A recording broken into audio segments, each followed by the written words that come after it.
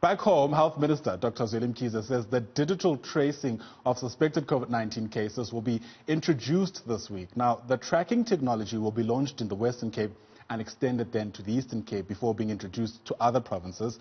Mkhize is on a 2-day working visit to the Eastern Cape. Newzroom Afrika's political editor, Ngalwa, is also there, and he joins us now live via Skype line from the Eastern Cape. So, Sbu, my understanding is that, the Eastern Cape is one of the provinces with the lowest number of testing, but we're obviously seeing that it's got the highest number of cases. Are we really getting a sense that we're just seeing the tip of the iceberg insofar as the pandemic is concerned in that province?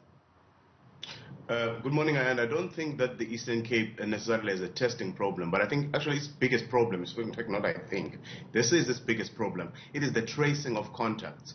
Now, you would know that the Eastern Cape is a very rural province, and if you are to succeed as a government or as an authority in sort of flattening the curve or actually lowering the rates of infection, your tracing rate has to be much higher, because in countries like South Korea, that's how they did it. But the Eastern Cape actually has the lowest rate of tracing. Now, that means that if an Ayanda, for instance, is a suspected case or test positive, the rate at which, or the time lag that it takes for the authorities to trace all your contacts is the lowest in this province than anywhere else in the country. Now, the risk of that, as the health minister was pointing out, is that it now means that there's a risk of cluster outbreaks in areas that they are not aware of. So in as much as the Eastern Cape, they're doing the work that they are doing, it is not enough. That was the message that came across yesterday. Actually, he went as far, Ayanda, as comparing them with Gauteng to say the Eastern Cape on any given day is either second to the Western Cape or third to Gauteng. But the reality is the population of these two provinces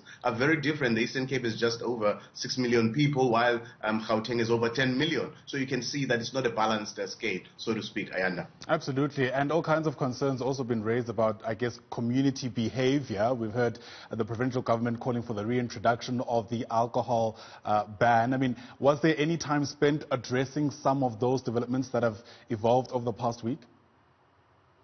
Well, the minister actually had a series his message that is reiterated as he visited the two towns. He visited Butterworth and Mthatha to say that communities and everyone else needs to get on board, because the reality is government can only do so much, but now it boils down to individual behavior. I think the same then the same can be said about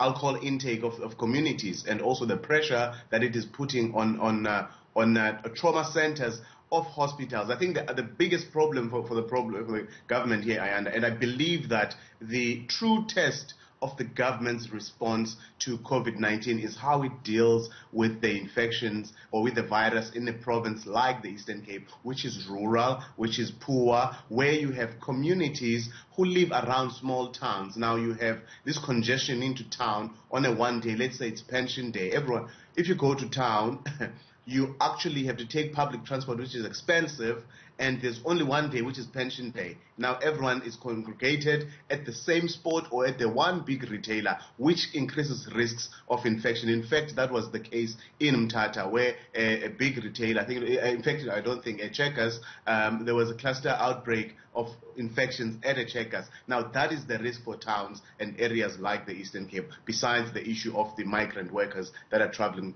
between the two provinces, the Eastern Cape and the Western Cape, and also spreading infections as they go along. Yeah, so take us through then how this tracking technology is likely to work. I mean, was there any information given about how it'll address some of the very important issues that you've just raised? Well, the minister pointed out that what they will be doing now is that, in fact, it is being piloted in the Western Cape in the next 2 days, he says. It's actually GPS locationing, and it has worked elsewhere. And we understand that in South Africa it had been introduced to an extent, but I think that this is like a must roll out.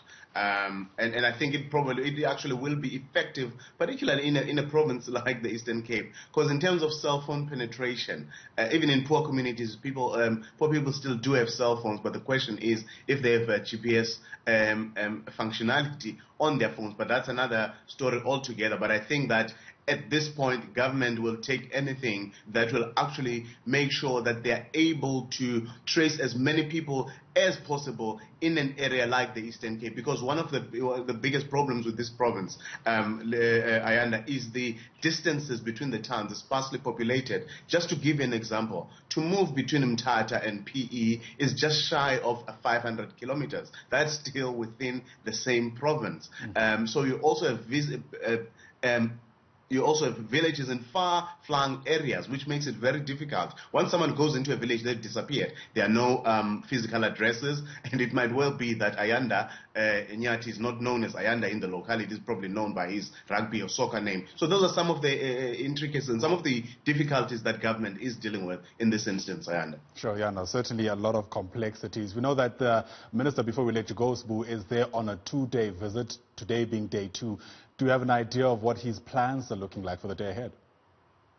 The Minister this morning is meeting with the Premier and the MEC for Health in the province, in Ngalwa, and also the Superintendent General of the province, which is actually just the HOD for Health. And then later on, they're actually rolling out scooters or motorbikes for tracing teams. Now that talks to another problem that in Eastern Cape has in terms of the roads, the condition of the roads, and trying to reach those far-flung areas, which means that with these motorbikes they're hoping to be able to get there. So we'll see how that goes. I will be following that story today as well, Ayanda. Thank you very much indeed, and we'll be touching base with you as you do exactly that. I'm also wondering what you're known as in your village, but perhaps that too is a story for another day. Ngalwa is our political editor, live to us there from the Eastern Cape, keeping a close eye on how the health minister goes about his day today.